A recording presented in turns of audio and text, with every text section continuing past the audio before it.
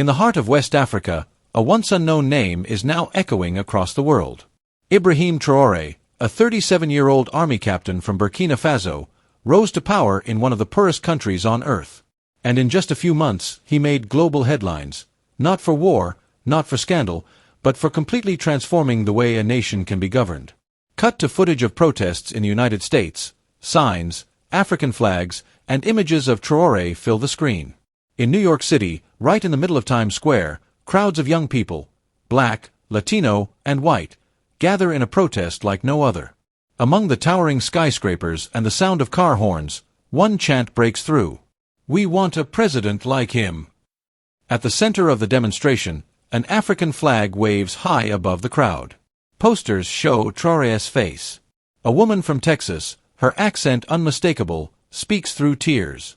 He's doing what our politicians refuse to do. What started as a viral meme on social media had now become front-page news. Ibrahim Traore, president of Burkina Faso, had become a symbol of hope, not in Africa, but in the United States. But the question everyone began asking was as simple as it was powerful. Why is a president from an African country inspiring Americans? The answer lies in the contrast.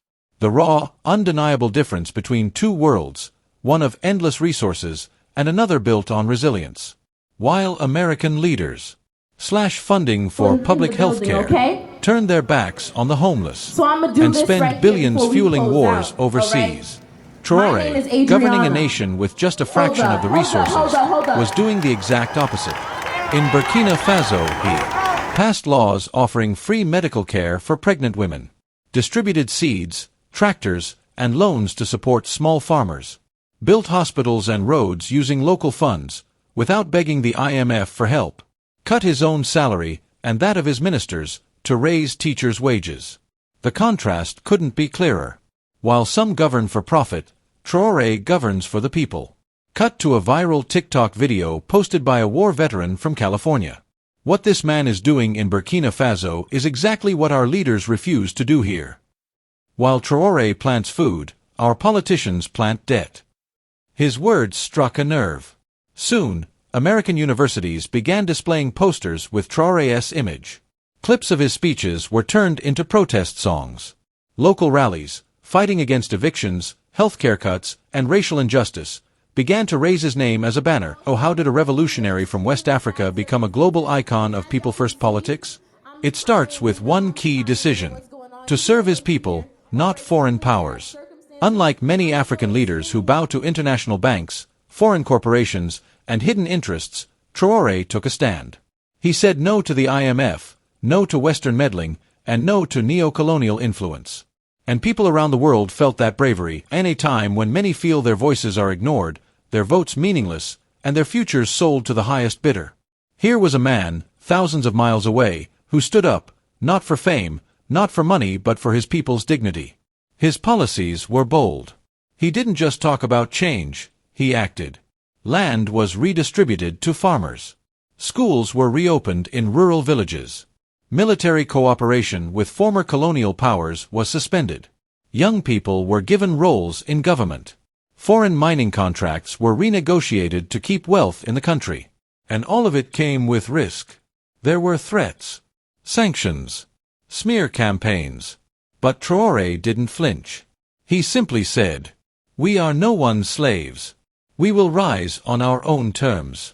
This kind of leadership, radical, transparent, and unapologetically people-first, has been missing for decades. Not just in Africa, but across the entire world. Which is why, from the streets of Detroit to the alleys of the Bronx, from college campuses in California to community centers in Chicago, the name Traore is being spoken. Not as a savior, not as a hero, but as a symbol of what real leadership can look like. What makes this story even more powerful is the mirror it holds up to the United States. Here, in the so-called land of opportunity, millions can't afford basic health care, work multiple jobs to pay rent, face police brutality and systemic injustice, watch as billions are sent abroad, while their schools crumble and their water turns brown. And then they look at Burkina Faso, a country they've never heard of, and they see something they haven't seen in a long time.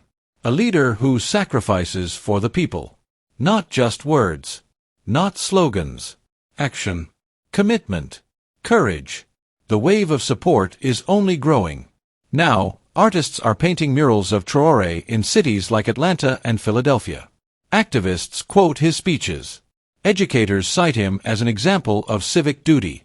Even some American politicians, desperate to connect with younger voters, have started referencing the Traore model in campaign speeches. But beyond the politics, beyond the headlines, beyond the social media buzz, lies something deeper.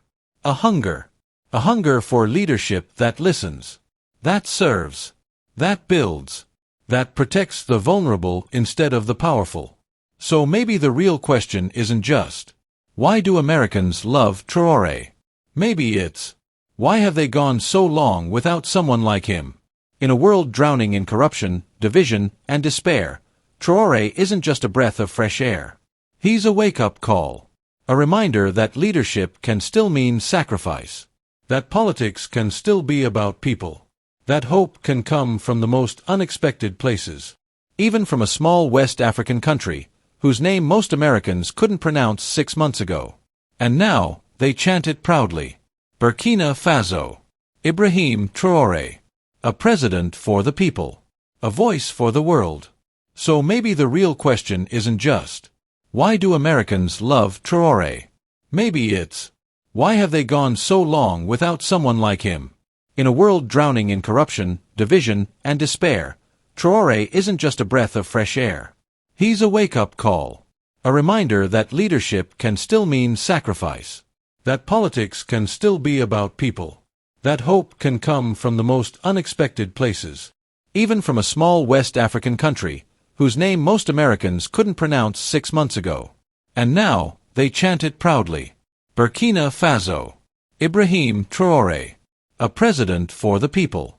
A voice for the world.